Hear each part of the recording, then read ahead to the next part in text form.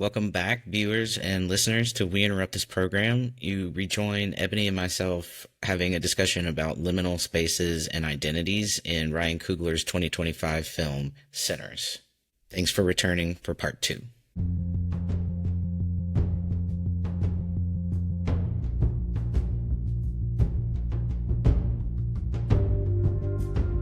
So another thing, just another liminal space then, is this idea between being in the church and being out, being in the church, being in the juke joint. Also one of the things, another thing that I heard another content creator talking about was this idea that both Remick and Sammy's father needed him because of his talent, because he was a griot. His father needed him just as much as Remick did. So really, as we look at those things, both impacted by colonialism because the father was a preacher. He was acculturated to Right. this ideology. And it was so, in my master's, I studied 19th century American literature as like part of my content, as my core content. And so the folks who were using religion to control enslaved Africans were just out here saying it. Right. They wrote it all down. And so I was watching this through that framework of like, I remember reading the two main tools to control an enslaved population are an ideology. For white slave owners, it was Christianity and liquor, or some sort of drug. But then through that, they also made this blues music because it incorporated some spirituality, but it was ultimately things brought with them from Africa, from wherever they lived before. So it was kind of like encoded with secret spirituality.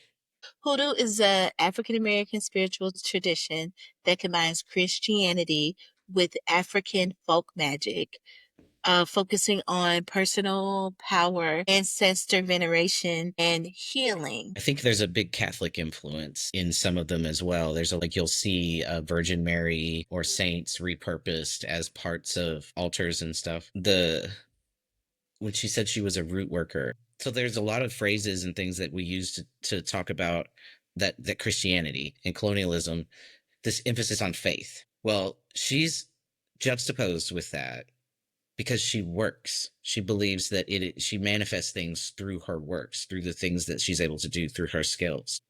Meanwhile, Sammy is being asked to just simply pray and believe. I think that those are I think they're two different approaches to coping with being in a situation like the one these folks were at. I think parts of the movie were filmed in Louisiana, and there is this hoodoo practitioner here in New Orleans who owns House of Hoodoo. And I've been looking at a few TikToks, and actually Moonbi, is that how you say her name, Moonbi? Yeah, Moonbi? yeah. Talked about in her interview, like going to House of Hoodoo and, visiting and the things that she learned to be able to play this role. Also, like thinking about how much, like, not only Southern culture, but this West African tradition then plays a role, in everything, or, in that particular character's life in the movie. So then, like, when we think about, her saying the mojo bag that she gave to him, her prayers, all of these things, the things that you were talking about, like the work that she's done for these things to happen, but then also understanding that there's some things that happen for a reason, like losing the baby, like, Stack being turned into a vampire. Yeah. Like all of these things happen. Yes, I have this power to an extent, but then, life's just gonna life. Nobody gets to just go through without experiencing hardship or trauma. And we talked about this when we were talking about The Last of Us too. Certain tragedies and hurts and traumas are not only universal but inevitable. Yeah. Um, Yeah. And also for her to lose a child, for them to lose a child, it was not a reflection on her or him as people. It wasn't a moral reflection. It was just these kinds of things happen. Yeah. And he was struggling with it. He said, "Why couldn't you save the baby?" But he still had it around his neck. Hmm. He didn't take Yeah. it off. Yeah. Yeah. So beautiful. Just so beautiful. Did it so this movie I think is breaking Hollywood and breaking records. It's past Hmm. 200 million now. So one is tempted to say it's about time. But do you think that there are other films that have done work like this before and maybe either didn't hit the right time, they didn't have the right studio backing them? I was talking to a friend and I mentioned that I think Sinners has the potential to be iconic within the African American, excuse me, in the African American community, the way The Color Purple was. Mm. They're like growing up, saying a line from The Color Purple was, like just people within my circle, like you knew The Color Purple, like it was iconic. And I think that Sinners has the potential to be just as iconic. So to answer your question, I think the movie that I immediately like come to the compare it to is Get Out. It's very different than Get Out, but I think also this idea of, the monster. Who is the monster in this movie? And the monster in both movies is a process. It's a process. It's And a that process. of taking culture, of using up culture. Yeah. So also thinking about the trio, the white trio that was singing, they had a banjo, didn't they? Hmm. They had And a thinking of banjo, a mandolin, and a guitar.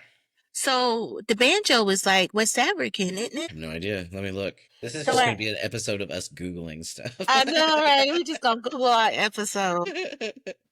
Why is there an article about banjo? Okay, banjo's origins can be traced to West Africa, where it evolved from folk lute instruments like the akanti. Yeah, that's what that sounds like. That makes sense. West African because it is a drum. So a stringed instrument like that, were it to be more North African or Mediterranean or Roman, would have been open. I don't think they would have had a drum on it. So yeah, that makes sense. Yeah. So, I just think it's interesting, like thinking about appropriation that way too. Hmm. Like, I mean, the conversation about country music, bluegrass music, all of these things that may be like a banjo might be rooted into it. Like Hmm. thinking about how that was also rooted in Black culture. I don't know. It's just Yeah, interesting. no, Southern culture was heavily influenced by the presence of, I mean, just the whole region that experienced slavery. Its culture is inseparable from that culture that was brought with the slaves, like with these Hmm. people, because again, you don't remove a person. A person is a medium. The things we know go everywhere with us. We Yeah. transmit them. So um And our experiences. I'm such a theory person. So that reminds me of Bronfenbrenner's ecological theory. So I always got to say this whenever I talk about Bronfenbrenner. So scholars are like feel two ways about him because his earlier work talk about the ecological model. Throughout his career, he developed it, and the final iteration of that was the bioecological model. So, that's where we get the microsystem, the macro mhm, system, the exosystem, all of those things. But then in his final model, he talks about within the person, there are things that we bring with us, like, so it's the person, person, process, time, and context. So all of those things kind of combine to create what a person brings to their environment or brings to their situation. So like based on my experience or based on you and I's experience, we might go into the same thing, but because of the things that I might bring with me in terms of resources, in terms of resilience, then I might handle that situation differently because of what I'm bringing. So mhm. just thinking about like how what a person brings into a situation like impacts how they function within that. So when you said that, that made me think of like that theory, how there's so many different things that shape who we are and how we come into a situation and what resources we have, what Hmm. strengths, all of these different things. Yeah. Yeah, and I too was thinking about just the movie as it represents the way all of these characters of different backgrounds and experiences, different races, how they interact with one another. Because I was watching and I was like, what are we going to be shown about what it's like for these people to go out into culture, to go out into society or something? And it was really interesting the way they negotiated, like, okay, don't look at her. Because when Stack and Sammy were talking to, what was Delroy Lindo's character's name? Uh, Adelsa Slam. Yes, yeah. Um, and she comes up and Sammy says, "There's a white woman looking at you," and he says, "Are you sure she's white?" Because he probably suspected who it was, but he also said, "Don't look at her." Do Yeah. you think that there's some things that Sammy doesn't at all understand about how to interact with white, like what was expected of him? Yeah, definitely. Yeah, I think he was very naive in a lot of ways. So I had my students do this project called the Family History Project. And so what they do is they interview somebody older in their family. I bring this up because I interviewed my aunt to do this for my class so I can show them, here's some of the questions that you ask. I found out that my ancestors were sharecroppers back in North Carolina. And, like things that you know from history, but then when you place it like in Mhm. your family. So thinking about what they would have had access to, one of the things that I asked her was, what are some of the major changes that you see now from when you were a child? And what she talked about was transportation. So like thinking about what he would have had access to, he maybe wouldn't have had access to be in that environment the way that he was at the train station, Yeah, because like how would he have gotten there? yeah, exactly. Yeah, so like thinking about it that way, I think that there was a lot that he didn't know. Um, because he wasn't exposed to that environment. Also, other thing, I think as we talk about finding joy, when Stag is having a conversation with him about oral sex. Yeah. At first, I was like, "Is that what they're talking about?" I worry that I missed a lot of dialogue because theaters are not very inclusive of hearing impaired people. So I was like really struggling, but it took me a minute to, and then I thought, no, okay, yeah, that's what he's talking about. And then later that's paid off. It's paid off. And I was like, that is so sweet. But then that's another one of those moments, like you were talking about, like this is a coming of age night for him. Yeah, yeah, This is a night of learning for him. yeah, And I loved that all of the classic sins are not actually sins in this. yeah. No one makes him feel bad for his sexual experience, even though by the, I guess, letter of the law, it would have been immoral, but nobody Mhm. experienced it that way. It was just a thing that happened. It was almost like a judgment free night for them. Yeah, yeah.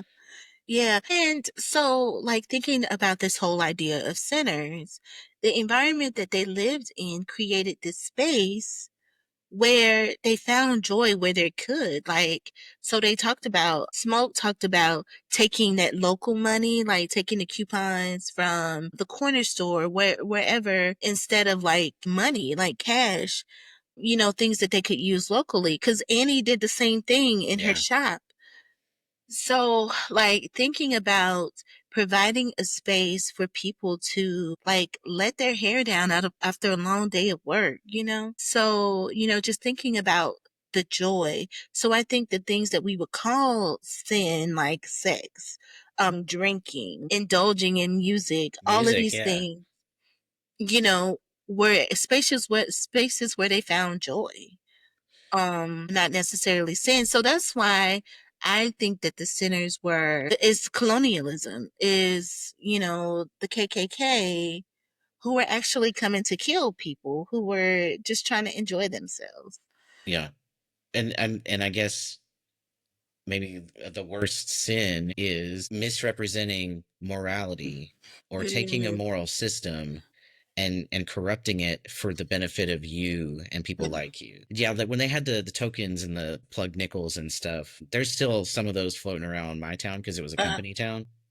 And so the ethnic makeup of my hometown is really interesting. It's that's why it's a lot of Melungeons, because freed and escaped slaves went there because there was work, and then the like Scotch Irish immigrants. And so the family trees of my hometown are crazy. A lot of made up names, people who don't have real birthdays, but it's because like there was like they would create these micro economies that as long as you were inside it, you could be cared for, but then you had to conform. And any deviation from what was seen as the moral order, you would be starved out. You would have nowhere to live anymore. And that was a world that was they called uh like 19th century scholars called what happened to Africans in America after slavery the civil death. And in a way, zombies were kind of a metaphor for slavery. That the fact that slavery didn't end, even though it actually did. Monsters have been associated with this experience in other locations, but I don't think that we've really seen it explored in a U.S. location. Did you ever see Lovecraft Country? I did watch the first couple of episodes of it, and then it was on a service that I lost access to. It was on HBO, wasn't it? Yeah, it was on. Yeah, Now that I have I that back, I could probably watch it. yeah I so Lovecraft Country. You asked me about another film or that I would place this. I would also think Lovecraft Country would be similar. One of the things that I thought about Lovecraft Country is the monsters were not the most terrifying thing in that show. It was the white people. Terrifying. I have also been thinking about that show a lot lately. Like thinking about the proximity to whiteness, but not also the mm. Okay, We need to talk about that next. we can do that.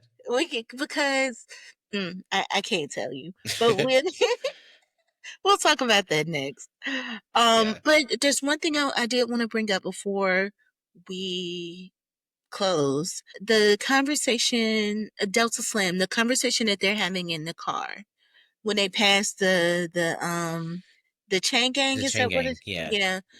Um, and then, he's telling a story about another musician who ended up being lynched. That story, it was so powerful. It was such a powerful moment. And I think it also kind of sheds it it's grounds us. We talk about how The Last of Us uses things to ground us in where we are. I think that story grounds us in the reality of where we are too. White people in this environment is dangerous for black people. yeah, Um, so and I, it I think that that's what that story does for me, is just kind of reiterate that for us, what the real danger is. and also, yeah, definitely, it also makes it clear who controls the narrative. It doesn't matter whether a person Mhm. is innocent or whether, it just all that matters is if the person with power says you deserve to be punished. And if anyone has been given the total authority to punish someone, then, the horrors that's going to bring whenever their friends decide to abuse that privilege. I wanted to bring something up. So I'm a part of this Black Girl Reading Club on um Facebook, and people were talking about things that they're currently reading. And somebody was saying that they were reading The Delectable Negro. That's the name of the book, The Delectable Negro. So I checked it out. Oh God, I read that one. You did? Yeah. I I started like Okay. I'm like maybe a page into it, but just this whole idea, like the byline, the delectable Negro, human consumption and homoeroticism within U.S. slave culture. Yeah. And like homoeroticism and also envy, the white envy of black maleness, the inferiority complex, just the understanding of white men that they were actually that they did it in any way feel inferior to black men. So when they talked about them cutting off his manhood, a part of me was like, Yeah. I wonder if they ate it. Yeah. Because I mean, people do that. I mean, it's a virility, there's superstitions, I guess. Yeah, that, and I didn't put that together. I was so you brought that, like now that you bring that book up, and I haven't read it since my master's program, but um, Yeah, there was a lot more that could have been brought into this story. They didn't do it, and they didn't have to because it exists out in the world. And when you put things into context, and when you do, like, a musical does, which is bring the audience in, how do you think? So it's one thing to have music in the film. It's another thing to have it be a musical. Those are two different genres. Why do you asking why I think that choice was made? Yeah. Or what do you think it does? What do I think it does? I mean, for me, it engaged me in a way that was invested. Like, we've been talking about me being conscious about when I get invested in something. Oh yeah. I was invested from the very beginning. But the one scene that really like brought me in is that one at the juke joint when all of the past, present, and future Uh, is just like all converging in this liminal space. yeah. um so I think for me, and you said something, and I got to think about this a little bit more. Talking about the magic, the way that music is magic, way that music has been magic, but then like thinking about it as literal, like this thing, like some people can be so talented that their talents pierce the veil. Yeah. And it's not just the veil going one way. It's not the past veil.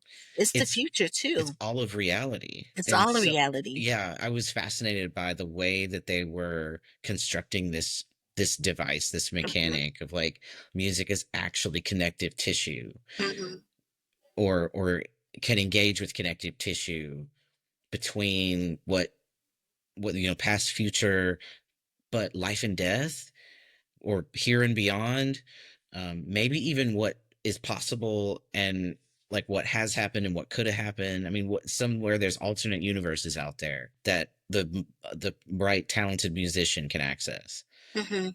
It was pretty cool. So, like thinking about like using the term that you just said, connective tissue, but then also thinking about the banjo, like how the banjo has evolved from this West African instrument to now being something that, I mean, like used in bluegrass. Like that's how I connected the music that they were playing, like bluegrass. It sounded very bluegrassy to me. It was like a folk, Yeah, like, folk. Yeah. yeah. Yeah, very folky. But then also thinking about the Irish culture and then like the way like the music just kind of I just don't know. I love that scene, that whole dance scene Mhm. where he's singing what's the song? The Rocky Road to Dublin, I think. Yeah, I wasn't able to understand the lyrics. I think it's the Rocky Road to Dublin. But yeah, just thinking about even the song, like it still had this kind of like this what am I trying to say? What's the It word I'm was trying to use? Well, it was like blended, it was like it had Yes, yes. elements, It had elements of other genres. which is kind I of said it right. what bluegrass is. Right, right. The Southern culture, going back to Southern culture, it's a mixture of all, like, the things that made my town, right? Was Yeah. the escaped and freed slaves, the indentured servants. Those are the folks that stayed there. Anybody who was making money, they left when the mines dried up. Mhm. And so that culture is like, that's what a melting pot would be, right? It's like the people who didn't have the option of accessing a better life once the work was gone or whatever. Mhm. What do? They have to make a community that's made up of different cultures that probably wouldn't have encountered one another if it weren't for colonialism. Yeah. That's an interesting. I don't know, like, if we've really seen that. I don't know if I've seen that shown on in a movie. Yeah. Yeah. I mean, and then when you think about all of the cultures that were represented, thinking about the role that colonialism has played Yeah, in each of the cultures, and not only that, but their experiences in the US. yeah, I mean, there's so much that you can say just in terms of race. Don't know if I don't know, like, if any of the things that like people are saying are theories that he's actually confirmed. but also like talking about, like cultures in the US when it comes to anti-blackness. Like even thinking about that as well, how there are some cultures that have aligned with African Americans until it no longer serves you or until it's better, more opportunistic to align with white culture than it is to align with blackness. And that's what some other content creators are talking about regarding, is it Grace? She wasn't invested in the struggle until it impacted her own family. Oh, yeah. Well, and that actually made her a liability. That's Yeah, when she fucked everything up. yeah, yeah. Because it was like I don't know. To me, she was operating as a member of a unit until her family was threatened. Hmm, hmm. And then it was like, nope. Well, some folks are talking about like the reason why they were about to leave anyway. Cause she says, we agreed to help with this. But We not. didn't agree to help with this. We agreed to open a juke joint. We didn't agree to help with no monsters. Yeah, Like, you're right. let's go. Yeah, Yeah, it's that's a just good point. so much to unpack. And I've seen a couple of people even talk about like syllabi around centers. Like, I was talking to a colleague who's a sociologist, and she was saying like you could do a whole class Hmm. on the different aspects of race, colonialism, dynamics across cultures, all the things that come out in centers. Like it's just I so I much. could see musicology professors just losing their minds over this movie. Yeah, yeah. Such a beautiful movie. It It's was, so yeah, good. really good. I'm definitely gonna watch it again. Yeah. I was talking to my friend who was trying to get me to go see it anyway. And she was like, I never thought that you would see it more than once. And I said, there's just so much, like so much that I saw that I need to see again. Hmm. Like, Yeah, and I will need to see it with some subtitles mm, so that I can fully engage with it. mhm, I could see this being a movie that is enlightening for white people. mhm, Um, and I hope that they're watching it. And I hope, the theater I was just in was all white people, but that's because this whole town is white people. That's why the food sucks here. Everybody keeps asking me what I miss about Kentucky, and I say the food. But also they were all like they were engaged. Like the scenes where they actually reveal the monster are very shocking. Even at the beginning, like editing the technical pieces of this movie are very exciting. The way music is incorporated, right? It's diegetic, it's extra diegetic, but also the way editing happens and the way like scenes are blocked and framed to highlight the importance of space and people. There are mhm, hardly any single shots. So like even when the most single shots we get are of either of the characters Michael B. Jordan plays. Everybody else is filmed in a group, like as a member of a community. mhm. Oh. Well, our initial reaction, like we were like, yeah, we'll just talk for a bit. It's like 90 minutes. I know, right? 90 minutes later, Yeah, and still we're not done talking. talking No, probably. no. Look, so much that can be said. So much. Well, I really appreciate just being able to talk about shit like this with you. Yeah. I just been thinking lately about how nice it is and how grateful I am to have something like this to do with someone in the midst of everything out there. So hopefully anybody who listens to us also enjoys that. We hope. We hope someday. Well, Oh, if you stayed with us for this review of Sinners, we hope that we provoked some thoughts. We hope that you have already seen the movie and we didn't spoil it for you. oh yeah, we probably should have started with that. Yeah, we'll put it in the description. Okay. And we hope that you come back for the next one, subscribe wherever you're finding this. Come back for the next episode of The Last of Us. We're on the second half, the back end of that season. So we'll do some more movies after that. Or we'll start Lovecraft Country. Oh, Lovecraft Country. Let's do Lovecraft Country. All right. Okay. I'm down. Join us next time.